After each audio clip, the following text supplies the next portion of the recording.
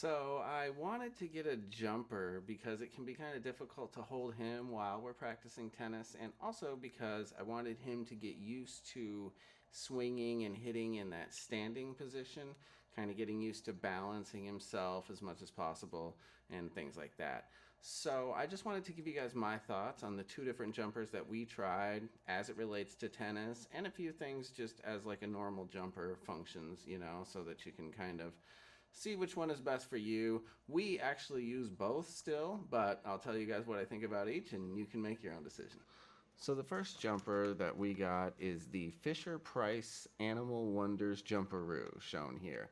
This one is really cool because it's easy to assemble, easy to put your child in it, and it has a lot of little toys and lights to keep your child entertained.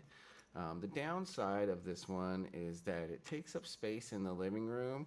You couldn't practically put it away each time, so it kind of becomes a permanent fixture in your living room. At least it did in ours.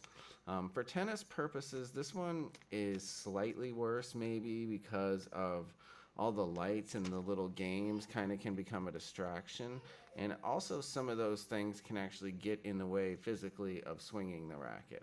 I do probably use this one a little bit more though, just because of how easy it is to put him in it, and it's always there and it's always up. So definitely this one has its advantages, and I put an affiliate link in the description for this one, so if you guys want to check it out, that's a good way that you can support the channel. So I bought the second jumper because I wanted one that had less distractions and allowed him to swing a little bit more freely. And mostly I wanted to be able to play tennis with him and his mom and me all on the bed together. And so this was kind of the one that allowed me to do that. This is called the Funlio Baby Jumper.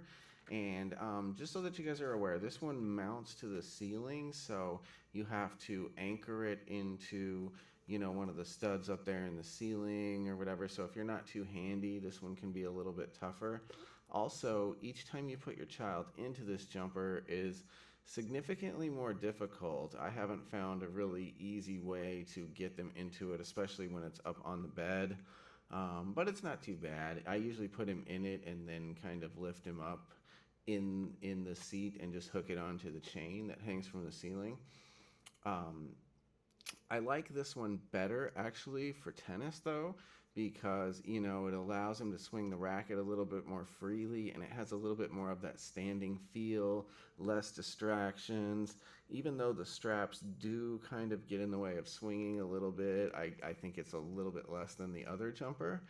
And he really likes this one quite a bit when we get up on the bed and we all play together. So for tennis purposes, I definitely prefer this one. It's worth noting this one is, less than half the cost of the Fisher-Price one too. So that could be, a factor for you. And just like the other one, I put an affiliate link in the description, guys. So if you want to check it out, go ahead and do that. I should say with both of these jumpers that Jack is probably a little bit on the small side for both of them. So my opinion may change as he grows a little bit more. I don't think so, but it could. I've included affiliate links for both jumpers like I mentioned down below. And so please don't forget to like and subscribe, guys, and I'll catch you next time.